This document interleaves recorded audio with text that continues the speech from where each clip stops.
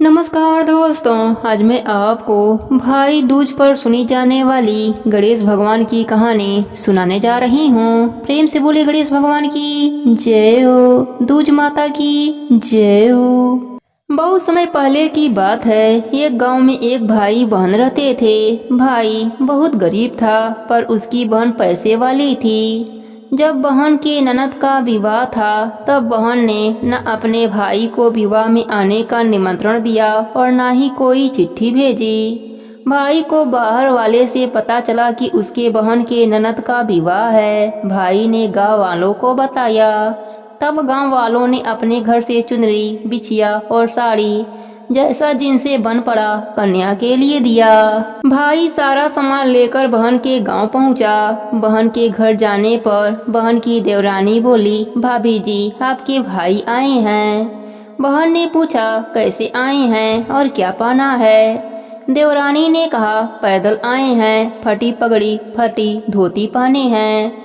बहन बोली, मेरे ससुर हवेली के सामने दुकान में बैठे हैं, मुझे शर्म आती है। भाई को बोलो पीछे के दरवाजे से आएं।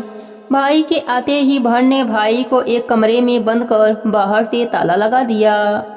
एक तरफ लड़की का विवाह हो रहा था, गाजे बाजे बज रहे थे, अतिथियों को भोजन कराया जा रहा था और दूसरी तरफ भाई को कोई पानी तक पूछने वाला नहीं था। भांजे की बहू को दया आई और उसने दरवाजा खोल दिया।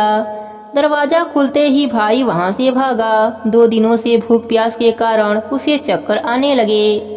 रास्ते में गणेश जी का मंदिर था, वहां जाकर गिर गया। रोते रोते गणेश जी को अपनी व्यथा सुनाई और बोला, आज मेरी गरीबी के कारण से मेरी सगी बहन ने मुझे धुक्कार दिया। घर जाने पर मेरी पत्नी जब पूछेगी कि विवाह से क्या मिठाई लेकर आए हैं तो मैं क्या जवाब दूंगा।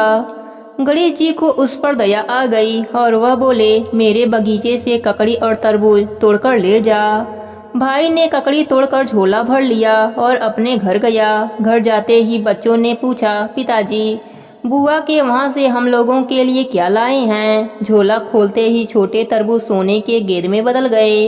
बाकी तरबूज काटे तो उनमें से हीरे मोती निकले। पत्नी बोली, आप बहन के घर से इतना कुछ क्यों लाए? आपकी बहन ने हम लोगों को बहुत ज्यादा दे दिया है। भाई ने कुछ जवाब नहीं दिया।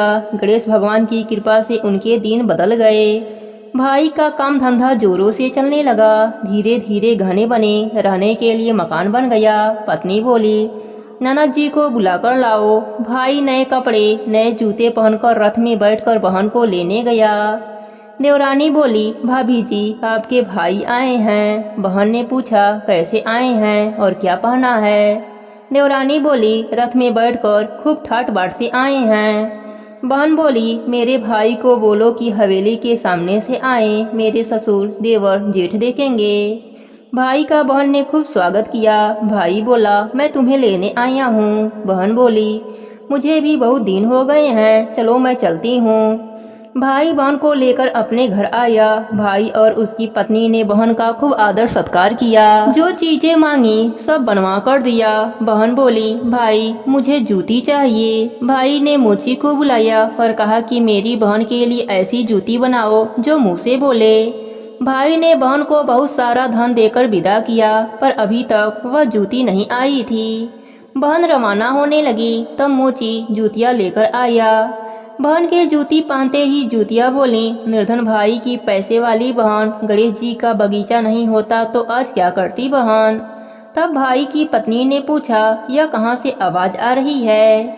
भाई ने कहा, सुबह का समय है, कोई जीव जंतु बोल रहा होगा। भाई ने घोड़े गाड़ी को जल्दी जाने के लिए कहा। बहन के जाते ही पत्नी जीत करके बैठ गई कि जूतियाँ क्या बोल रही थीं। पति ने अपनी पूरी आप बीती सुनाई कि कैसे बहन ने मुझे 2 दिन भूखा रखा, कमरे में बंद कर दिया था।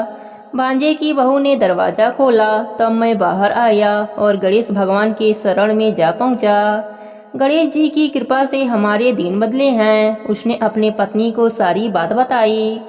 तब पत्नी बोली, अगर मुझे पहले मालूम होता तो मैं आपकी बहन को कुछ नहीं देती। मेरा दिया हुआ सब कुछ वापस लेकर आओ। तब पति बोला, सुहासिनी के आशीष से ही हमें गणेश भगवान ने सब दिया है। अगर वह मुझे भूखा प्यासा कमरे में बंद नहीं करती तो मैं गणेश भगवान की शरण में क्यों जाता? क्या मैं गणेश भगवान को अपना दुखड़ा सुनाता? तुम अपना मन मैला मत करो, अपने पर तो गणेश भगवान की कृपा है और किस चीज की कमी है। फिर दोनों गणेश भगवान के आगे झुककर प्रणाम किए और जयकारा लगाया। हे गणेश जी महाराज, जैसे आपने गरीब भाई पर अपनी कृपा करी, वैसे ही अपने सभी भक्तों पर अपनी कृपा बनाए रखना। सबके व्रत को पूर्ण करना, कहानी अधूरी हो तो पूरी करना, पूरी हो तो मान रखना।